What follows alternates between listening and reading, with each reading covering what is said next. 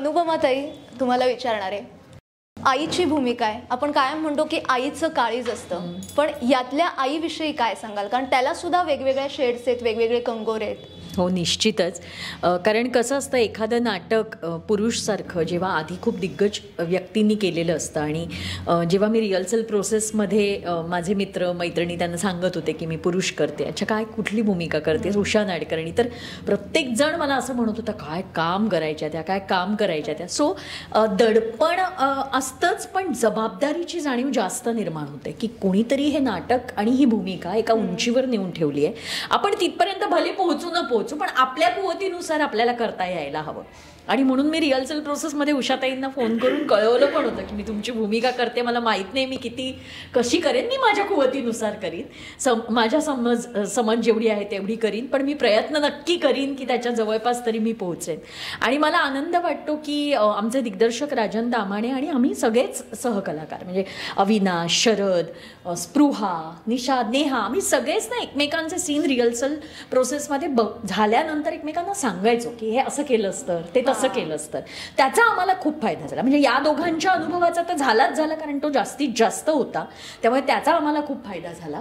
आणि इवन आम्ही पण सगळेच एकमेकांना सांगायचो आणि त्याबद्दल कुणालाच काही वाटायचं नाही. आम्ही तेवढे हेल्दी होतो सगळेच रिहर्सल प्रोसेसमध्ये. सो त्याचा खूप फायदा झाला. तेव्हा जर आम्ही तेवढे हेल्दी राहिलो नसतो ना, तर मग इगो क्लॅशेस झाले असते, काय झालं असतं, तर मग आम्ही ग्रो नसतो होऊ शकतो. आणि मला ते महत्वाचं वाटतं की ते झालं, याचा आनंद आहे मला. ही आई चार चौघींसारखी जी आई असते तीच आहे की तिला सगळ्यात जास्त घरात गृहीत धरलं जातं त्या ताराबाईला. तिचं म्हणणं ऐकून घेतलं जात नाही, वेरॅज ती म्हणते ते खूप महत्वाचं असतं, हे नंतर लक्षात येतं, पण तोपर्यंत वेळ हातातनं निघून गेलेली असते. आणि हे मला वाटतं ताराबाईचंच नाही, हे आपल्या घरातल्या प्रत्येक आईचं थोड्याफार प्रमाणात होतच असतं की नंतर आपल्याला वाटतं की माझी आई तेव्हा हे सांगत होती, मी ऐकलं असतं आईचं तर बरं झालं असतं, पण तोपर्यंत वेळ निघून गेलेली असते. तशीच ही ताराबाई आहे आणि हिला पूर्ण जाणीव आहे की त्या काळात, म्हणजे दळवींनी ज्या काळात हे नाटक लिहिलं, जो काळ या नाटकात दाखवलाय, त्या काळात नवऱ्याने टाकलेल्या एका बाईशी कोणीतरी लग्न करणं येऊन आणि स्वतः मागणी घालून ही फार मोठी गोष्ट होती. त्यामुळे ताराबाईला आतून पूर्ण कल्पना आहे की हे जर अण्णांनी केलं नसतं तर माझे धिंडवडे निघाले असते आयुष्याचे. त्यामुळे तिला त्या बाबतीत पूर्ण जाणीव आहे की एक सन्मानपूर्वक आयुष्य मला या माणसाने दिलंय, याची कृतज्ञता तिच्या मनात नक्की आहे. पण ॲट द सेम टाइम तो सतत ते बोलूनही दाखवतोय, त्यामुळे ते कुठेतरी आतून खूप दुखावली जाते की तरी मला जाणीव करूनच देतोय माणूस सतत. त्यामुळे ते तिचं बारीकचं दुःख आहे की हे का असं का, म्हणजे मी पण राहिले ना, मी पण काहीतरी करते ना, पण ते तिला मिळत नाहीये, हेही तिचं दुःख आहे. एक मुलगी आणि नवरा हा चळवळीत आहे, ते फार मोठं काम करतायत, त्याची जाणीव तिला आहे, पण तरी ती शेवटी सामान्यच आहे ना. त्यामुळे तिचे काही विचार सामान्य आहेत, तिची भूमिका काही वेळेला सामान्य आहे, किंवा ह्या मोठ्या लोकांच्या मागचा ढोंगी चेहरा तिला कळतोय. जरी ती सामान्य असली तरी तो ढोंगी चेहरा ती पकडू शकते. तर हे जे सगळं ताराबाईचं रूप आहे, हे मला साकारायला खूप मजा आली आणि मी माझ्या परीने प्रयत्न केला. मैत्रिणीचं कॅरेक्टर आहे, पण ते सुद्धा अतिशय महत्वाचं आहे. पण या सगळ्यांसोबत काम करतानाचा तुझा काय अनुभव होता आणि तुझ्या भूमिकेविषयी काय सांगशील?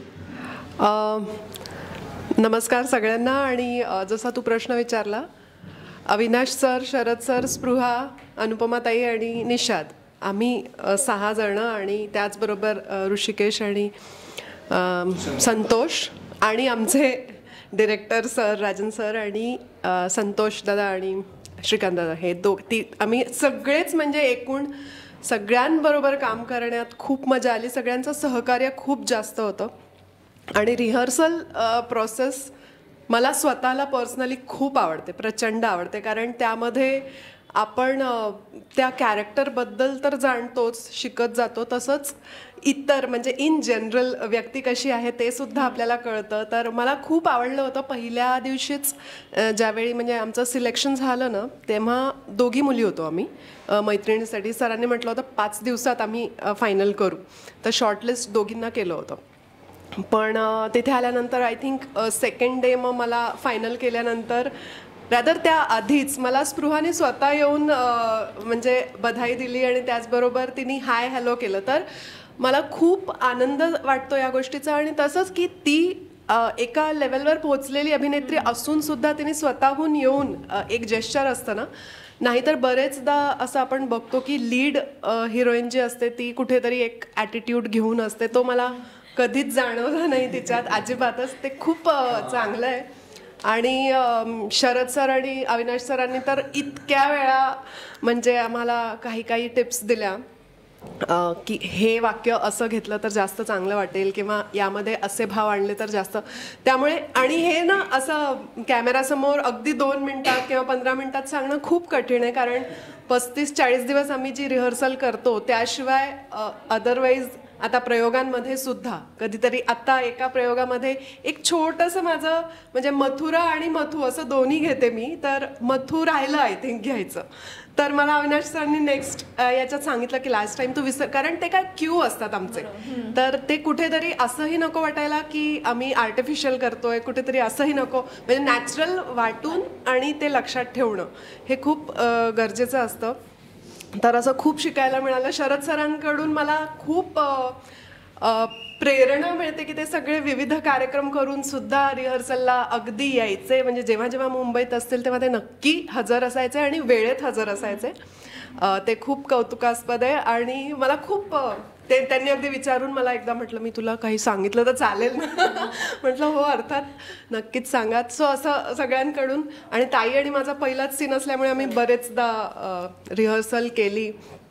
त्यामध्ये खूप गोष्टी आम्ही एकमेकींना शेअर केल्या की हे असं करू ते तसं करू. आत्ताही कालच्याही प्रयोगाला मी तिला म्हटलं की मी हे वाक्य जरा असं घेईन, तर फक्त हे की सांगून केलं तर मग दुसऱ्या नटाला नटीला माहीत असतं की कसं करायचं आहे. सो ही सगळी प्रोसेस. आणि निषाद बरोबर पण, कारण आम्ही दोघंही ऑडिशनसाठी आलो होतो त्यामुळे पहिले आय थिंक मी निषादनी माझ्याशी आम्ही दोघं आजूबाजूला बसल्यामुळे बोललो.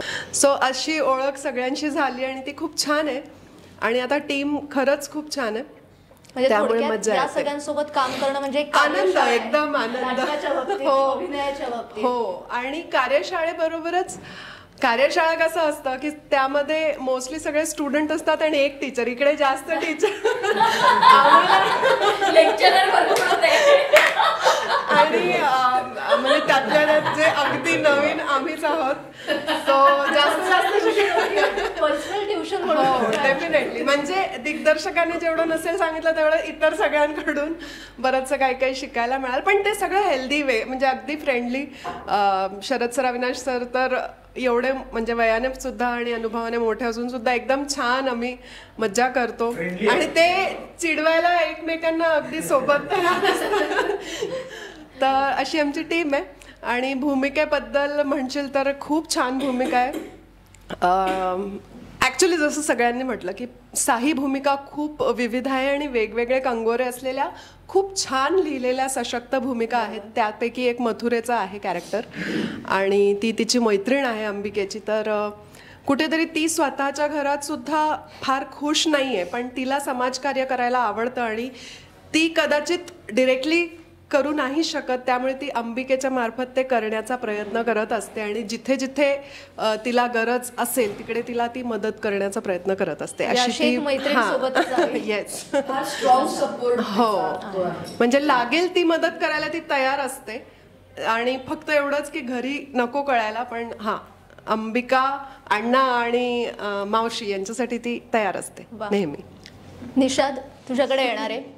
सिद्धार्थ हे कॅरेक्टर आहे. पुरुषी मानस. तू पहिलं काय प्रश्नाचं उत्तर द्यायचं करशील? धन्यवाद. काय करशील? कृतज्ञता व्यक्त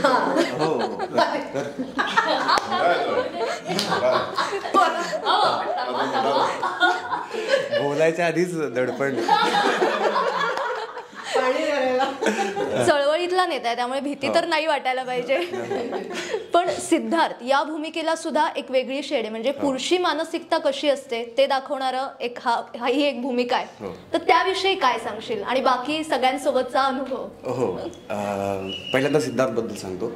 सिद्धार्थ हा दलित चळवळीमध्ये सतत कार्यरत असलेला असा नेता आहे. म्हणजे त्यांचे सगळे प्रश्न असतील, सतत मोर्चे, लढे, त्यांच्या लोकांवर होणाऱ्या अन्यायाविरुद्ध भाषणं वगैरे, या सगळ्या माहोलमध्ये राहणारा तो मुलगा आहे जो प्रचंड अभ्यास केलेला आहे, शिकलेला आहे व्यवस्थित, आणि त्याचं अंबिकावर प्रेम आहे जी की एका ब्राह्मण घराण्यातली मुलगी आहे आणि त्याचं वरचेवर येणं जाणं आहे. तिच्या घरच्यांनीही म्हणजे अजून पूर्णपणे मान्यता दिली नसली तरी सुद्धा एक मित्र म्हणून तरी एक्सेप्ट केलेलं आहे तिच्या घरच्यांनी. अण्णांशी त्याचं एक वेगळं नातं आहे, आईशी एक त्यांचं वेगळं नातं आहे. अण्णांशी त्याचं बऱ्याचदा तात्विक गोष्टींवर चर्चा होते, काही तात्विक मतभेद आहेत, पण ते खूप अतिशय मैत्रीपूर्ण असे मतभेद आहेत. आणि नाटकातली आमची जी मेन घटना आहे, बलात्काराची घटना, ती घडल्यानंतर मग ज्यावेळी ॲक्च्युअल स्टँड घ्यायची वेळ आल्यावर तो नेमका कसा कुचकामी ठरतो असं ते साधारण ते कसं वागू नये, असं वागू नये.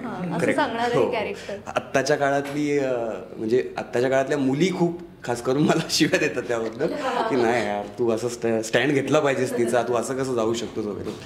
तर तसं साधारणचं ते पात्र आहे.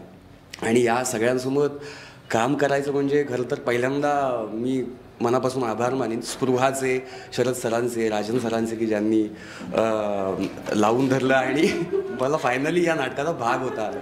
आणि मी खूप भाग्यवान समजतो की इतक्या लिजेंडरी नाटकाचा भाग आपल्याला होता आलं. एक तर मी खूप काळ नाटक केलं नव्हतं आणि सतत टेलिव्हिजन माध्यमांमध्ये काम करत होतो, तर मग तिकडे असं नाही होत की एका वाक्यावर तुमच्या महिनाभर काम केलं जातं. सो ॲक्टर हा मुळात जरासा आळशी असतो, मीही थोडासा आहे, नाही असं नाही. तर ते असं मागे लागून आपल्या स्वतःवरच काम करणं ना असं बऱ्याचदा होत नाही. सो ती प्रोसेस खूप महत्त्वाची वाटली मला या नाटकाच्या दरम्यान. ते खूप झालं आमच्यात की महिनाभर आम्ही तालमी करत होतो, सतत स्वतःच्या क्राफ्टवर काम करत होतो.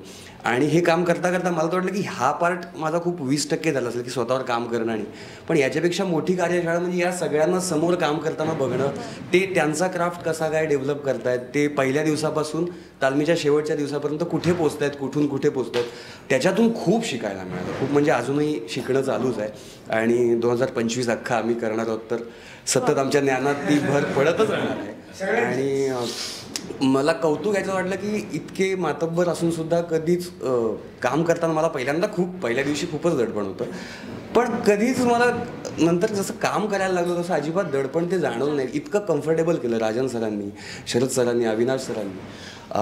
त्यामुळे खूप मजा आली एकतर काम करायला. म्हणजे दिवसभर ती धुंदीतच असायचो, त्या तालमीच्या धुंदीत सतत डोक्यात तेच विचार आणि त्यात ती सगळी वाक्य जयवंत दळवींनी अशा प्रकारे लिहिलेली येतं डोक्यात, सतत तेच चालू. त्यामुळे खूप काळाने अशी 1.5 महिन्याची स्वतःवर काम करण्याची एक प्रोसेस अनुभवायला मिळाली. त्याच्याबद्दल खूप छान वाटतंय.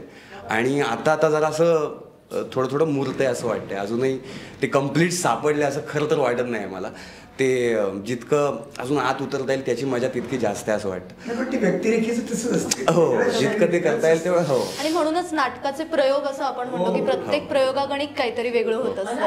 एक मुद्दा मांडायचा आहे या बाबतीत की असं नाही की दळवींनी कुठल्याही पुरुष पात्राला व्हिलन केलंय. म्हणजे आता गुलाबराव त्याची वृत्तीच घाणेरडी आहे, पण अण्णा सुद्धा जरी ते बोलवून दाखवत असले समजा 10 वेळा बोलवून दाखवतात, तरी ना हा माणसाचा कुठेतरी स्वभावाचा एक भाग आहे. पण त्यांनी केलंच आहे पुढे जाऊन त्या टाकलेल्या बाईशी लग्न. ही पण मोठीच गोष्ट आहे. किंवा सिद्धार्थ तो वेळ येतो तेव्हा तो नाही उभा राहू शकत अंबिकेच्या पाठी, पण तो व्हिलन नाहीये, तो नाही उभारी घेऊन.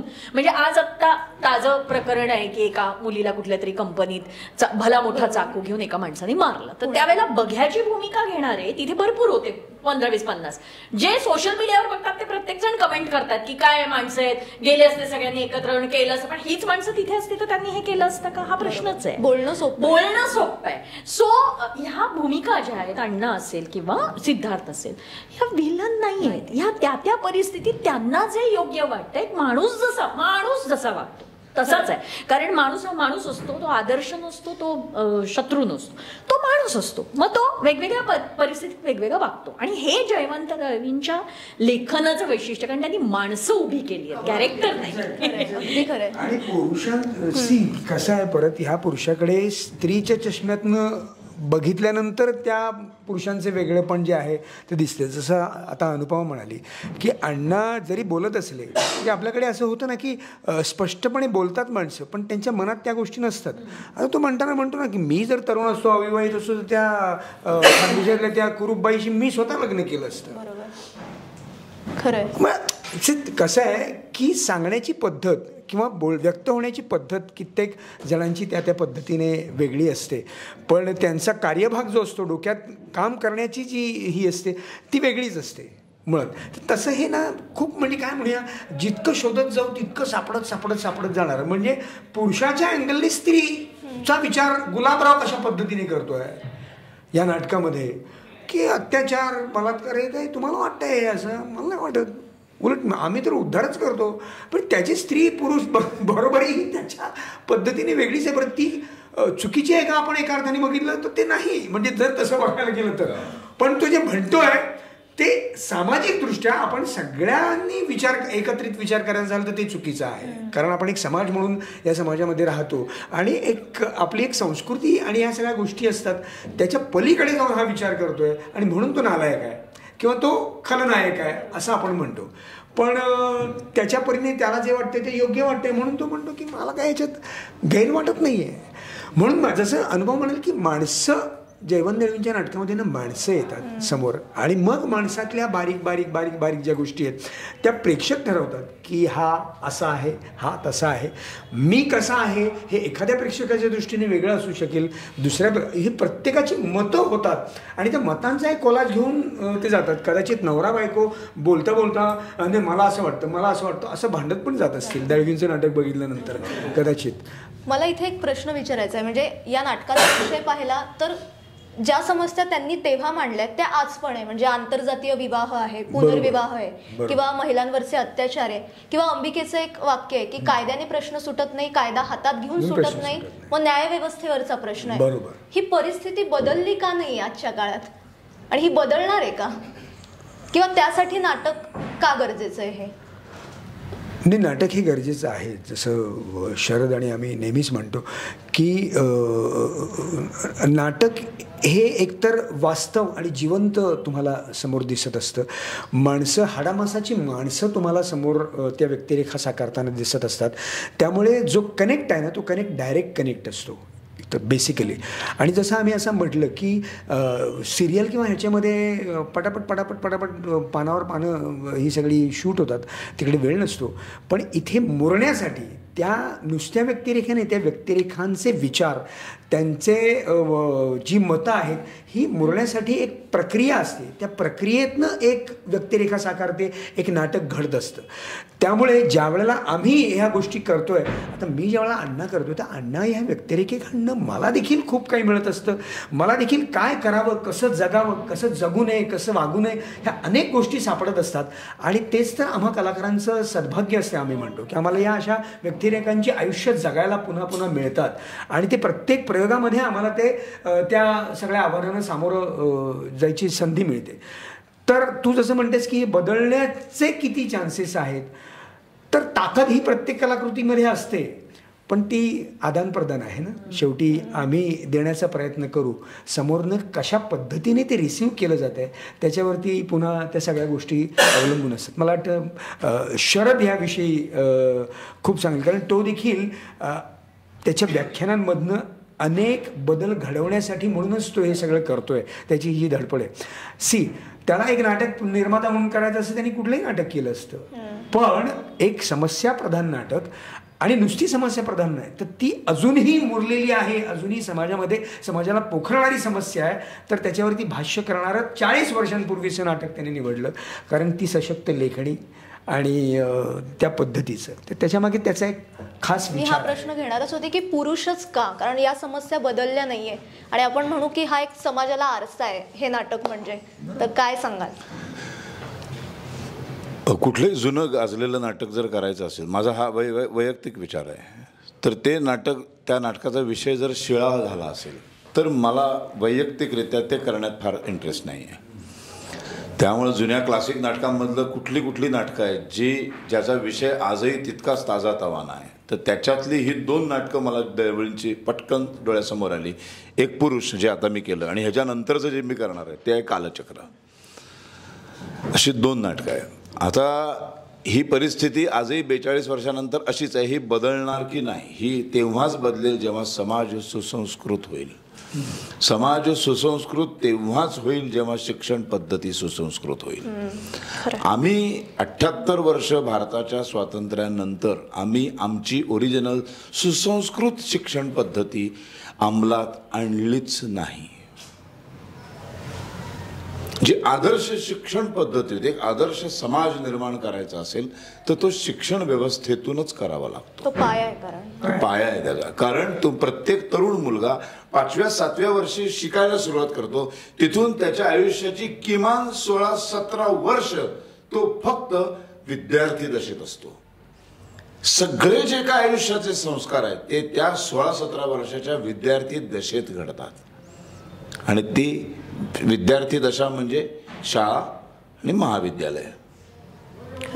आणि या शाळा आणि महाविद्यालयामध्ये जे शिकवलं जातं ते तितकं सुसंस्कृत नागरिक बनवणारं शिक्षण असायला पाहिजे.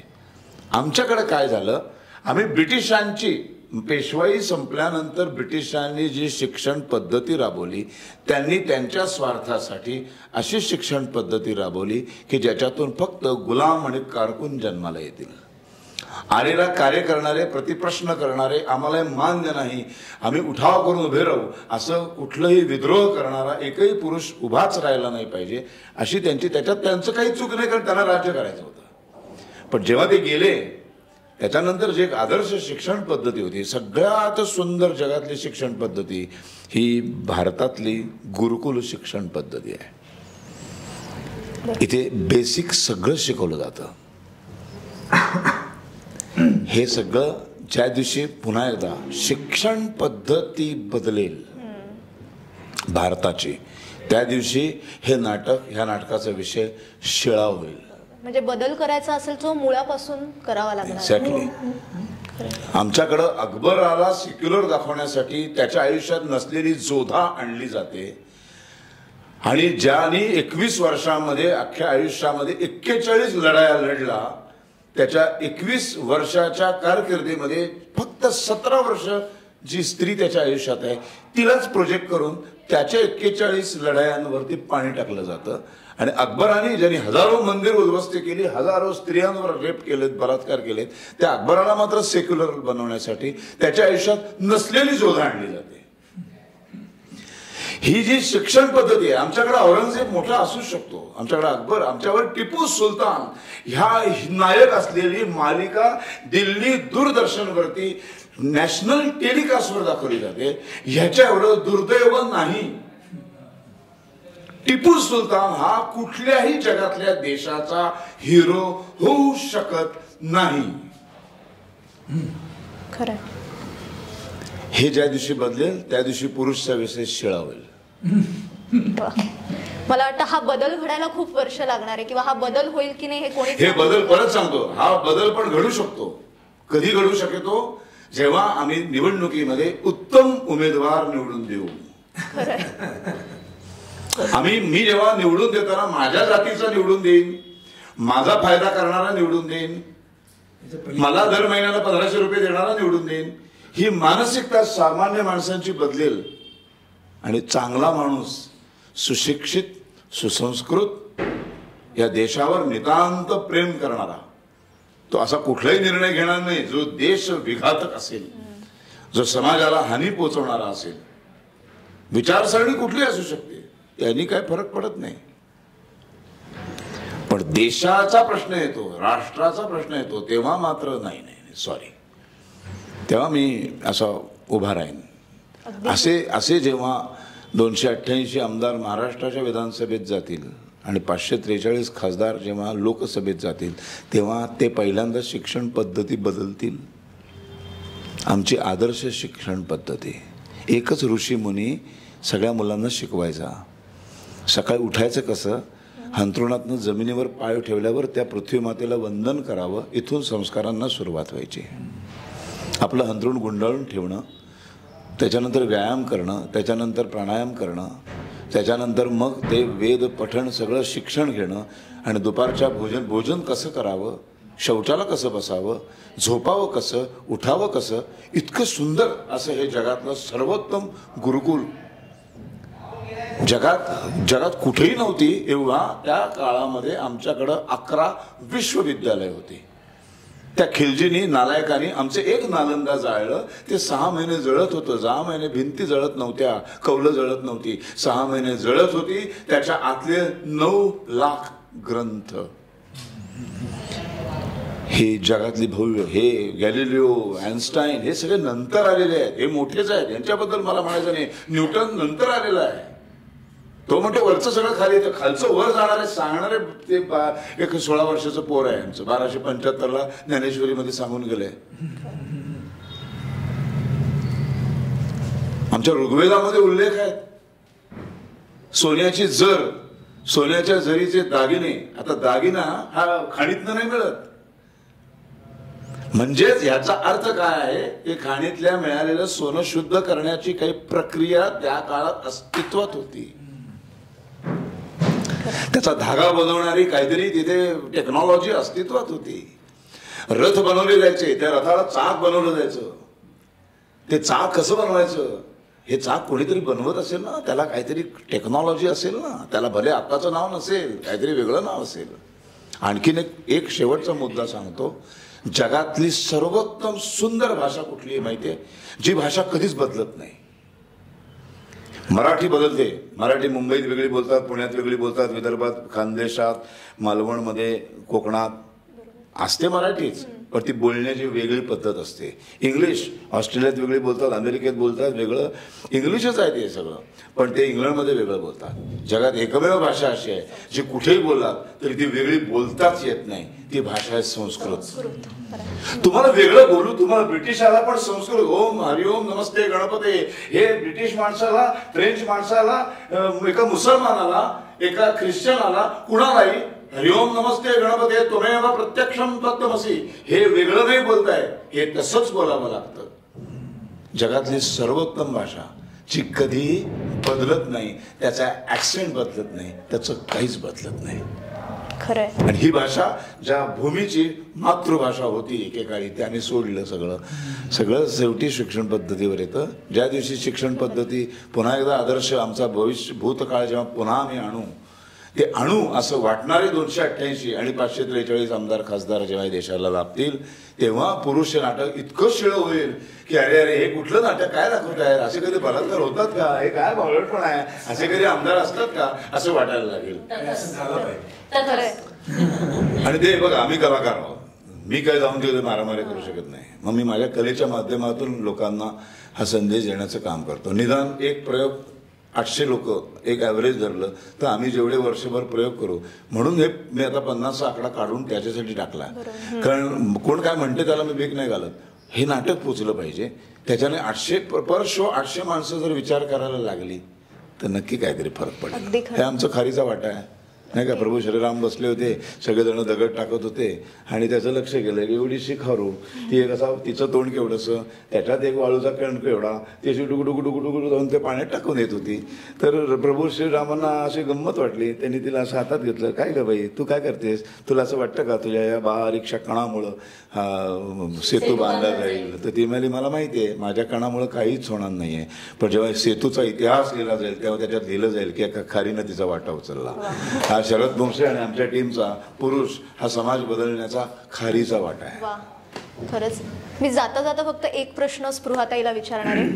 अंबिका म्हणजे तिच्यावर अत्याचार झालाय, बलात्कार झालाय, पण आज अशा अनेक अंबिका समाजात आहेत, पण त्या स्वतःसाठी आवाज उठवत नाही, त्यांच्या मागे कोणी उभं राहत नाही. तर त्यांना काय सांगशील? काय फक्त त्यांना सांगून तसं काही फारसं होत नाही. त्यांना तर हेच सांगता येऊ शकतं की उभी राहा बाई, तेच हातात आहे आपल्या. फक्त जशी होतीस तशी त्या धाडसाने, त्या हिमतीने परत उभी राहा. सांगायची गरज त्या बाईला कधीच नसते, तिच्या आसपासच्या लोकांना असते. कारण मुळात आपण अशा मानसिकतेतूनच त्या बाईकडे विचित्र बघायला लागतो. जे नाटकातलंही म्हणणं आहे, त्याच्यात काही काडीचाही फरक पडलेला नाही. तिने जरी किती ठरवलं की आता मी उजळ माथ्याने जाते आहे समाजामध्ये, तरी समाज तिला तसं वागू देत नाही पूर्वीसारखं. तिला तो घरातच बसून राहायला भाग पाडतो. तिला आत्महत्या कशाला करावीशी वाटते, का वाटते?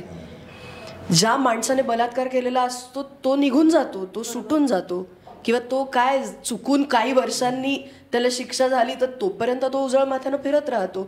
आपल्या संसदेमध्ये काय, आपल्या विधानसभेमध्ये काय बलात्काराचे आरोप असलेली माणसं आहेत की बसलेली तिथेही आहेत ना, आपण बघतोय आसपास काय चाललंय ते. त्यामुळे मला खरं सांगू का, मला असं वाटतं की हे सगळं होत राहील. एकट्या बाईला सांगून कधीच काही होत नाही ग. जोपर्यंत तुम्ही तुमच्या घरातल्या मुलाला सांगत नाही की बाईशी नीट वागायचंय तोपर्यंत काही होणार नाही. ज्या क्षणी त्या मुलाची नजर बदलेल ना ती, आणि त्या आसपासच्या त्याच्या आईकडनं, त्याच्या बहिणीकडनं, त्याच्या वडिलांकडनंच ती बदलणार आहे. ज्या क्षणी तो नीट त्याच्या मैत्रिणीकडे बघायला लागेल, नीट त्याच्या आसपासच्या बायकांकडे बघायला लागेल, हा विषय बोलायची गरजच पडणार नाही आपल्याला. पण प्रत्येक वेळेला सुसंस्कृत समाज, पण प्रत्येकच वेळेला आता आजकालच्या तू काय मी काय अशा करिअर्समध्ये काम करतो, आपण सांगू शकतो का एकमेकींना 7च्या घरी पोच बाई? शक्य आहे का? नाही शक्य आहे. मग त्यावेळेला आपण काय अरे बापरे आता कोण आपल्याला काहीतरी करतंय या भीतीने राहायचं आहे का? कसं राहून चालेल? तसं नाहीच राहून चालणार. पण त्या बरोबरीने जितकं आपण म्हणतो की मुलीने स्ट्रॉंग व्हायला पाहिजे, मुलांनी थोडंसं सॉफ्ट व्हायला काय हरकत आहे, हे आपण कधी सांगणार आपल्या मुलांना, आपल्या मित्रांना? सो ते जेव्हा व्हायला लागेल तेव्हा इट विल बी ग्रेट. आणि एवढंच काय सांगू शकतो आपण. बदल हा प्रत्येक घरातून आपल्या स्वतःपासूनच झाला खालनं आतनं घरातनंच झालं पाहिजे. ते प्रत्येकाची जबाबदारी. ती काय एकदम असं एक काहीतरी झालं आणि अख्खा समाज बदलला असं होत नाही ना. ती मोठी प्रोसेस असते त्याच्या मागे. सो कदाचित आणखीन 50 वर्ष लागतील, पण त्या दिशेने प्रवास चालू करूया. नक्कीच. खरंच अर्धा तासात किंवा 1 तासात बोलणं खरंच खूप कमी आहे, पण पुरुष हे नाटक समाजाला आरसा दाखवणार आहे, विचारांची मशागत करणार आहे. हे थिएटरमध्ये नाट्यगृहात जाऊन नक्की बघा. आणि खरंच मी तुम्हा सगळ्यांचे खूप आभार मानते. खूप छान वाटलं तुमच्याशी बोलून. Thank you so much. OTT-वर वगैरे येणार नाहीये, म्हणजे नंतर तिकडे आलं की आम्ही बघू असं काय होणार नाही. इथंच यावं लागेल. थेट नाट्यगृहात येऊनच तुम्हाला पाहावं लागणार आहे.